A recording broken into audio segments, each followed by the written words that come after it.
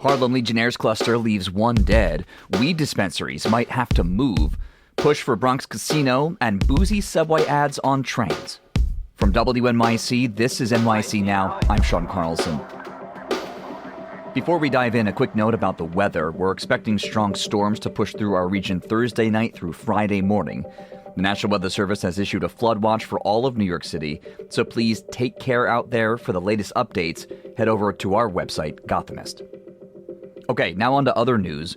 A New Yorker has died due to Legionnaires' disease tied to an outbreak of cases in Central Harlem.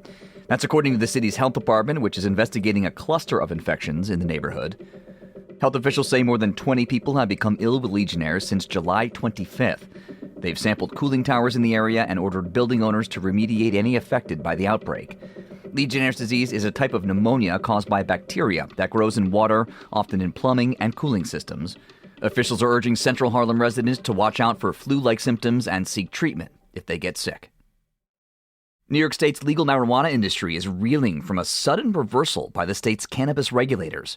WNYC's John Campbell reports more than 100 dispensaries have been told they may have to move or close. By law, dispensaries can't be within 500 feet of schools in New York. The State Office of Cannabis Management used to measure that from the entrance to a school building. But this week, regulators say they screwed up. By law, they should have been measuring from the property line. The new interpretation affects at least 108 licensed dispensaries. The vast majority are in New York City, including 40 in Manhattan alone. We have a map of the affected dispensaries on our news site, Gothamist.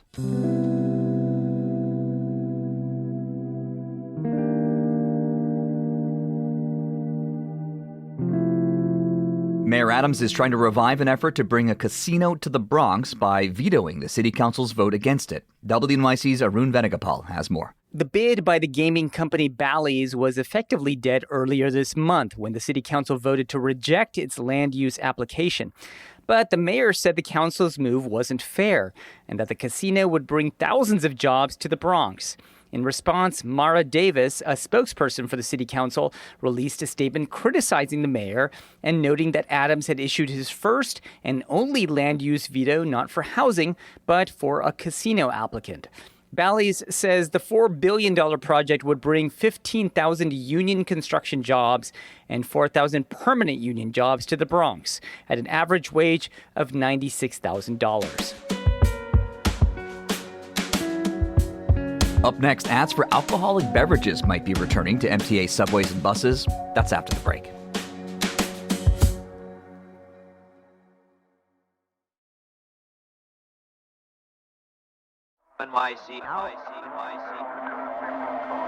Ads for boozy beverages could soon start popping up on New York City's subways and buses after being banned for years. The MTA's board voted last month to ease its restrictions on alcohol ads in hopes of securing advertising money, but some critics are protesting the move. Caroline Lewis covers healthcare for WNYC and Gothamist. She spoke with my colleague Michael Hill about what's allowed under the new MTA rules and why some people oppose them. Caroline, take us back to when the ban on alcohol ads was first put in place, and how did that come about? So the MTA board first voted to ban alcohol ads back in 2017, citing public health concerns, and it took effect in 2018. And at the time, this type of ban wasn't totally unprecedented. You know, the MTA had already banned tobacco ads back in the 90s. But the decision wasn't just made overnight either. People I spoke to who were part of the effort to get the MTA to ban alcohol ads said there was a years-long grassroots effort around this issue that brought together faith and community groups, young people, public health advocates, people from around the city.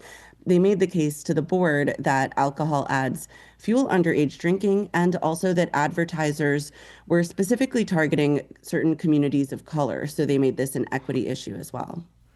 And what are the new rules that are in place now around alcohol ads? What's changed? So MTA officials say they're not lifting the ban on alcohol ads, but just creating some common sense exceptions. And they also say they're putting in place guardrails to prevent kids from seeing the ads.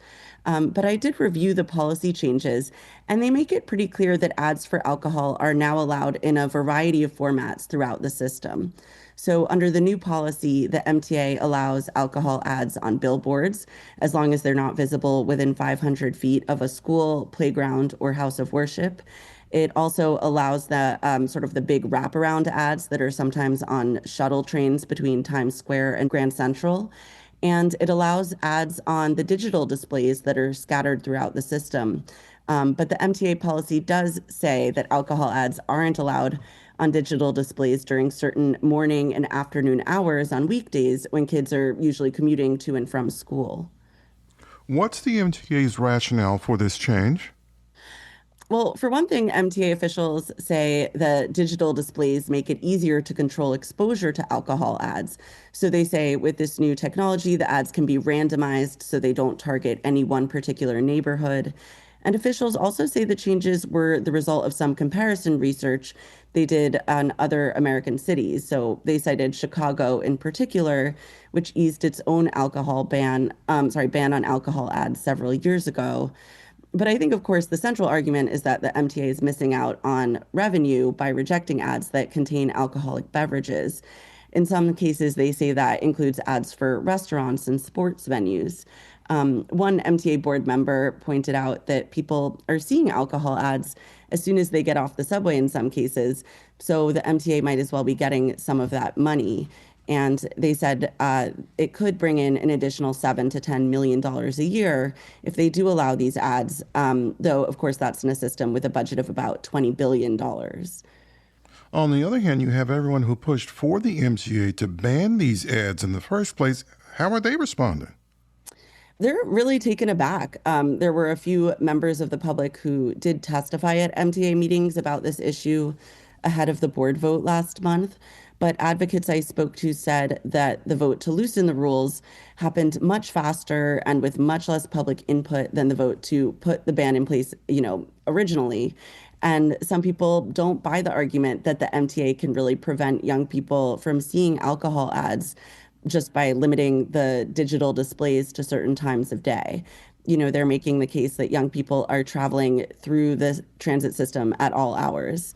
And some advocates who were part of the original coalition to fight for a ban on alcohol ads say they're really re-energized and are now organizing again to get it fully reinstated. What does the research say about the link between alcohol ads and underage drinking? So there's actually a pretty strong body of evidence suggesting that exposure to alcohol ads contributes to underage drinking. And for people of any age, alcohol consumption is associated with a wide range of health risks. So, the Surgeon General just put out a warning earlier this year linking alcohol with several kinds of cancer. Public health advocates I spoke to also said they consider this sort of a pivotal moment because youth drinking is down overall for a variety of reasons, and they're worried about losing that progress.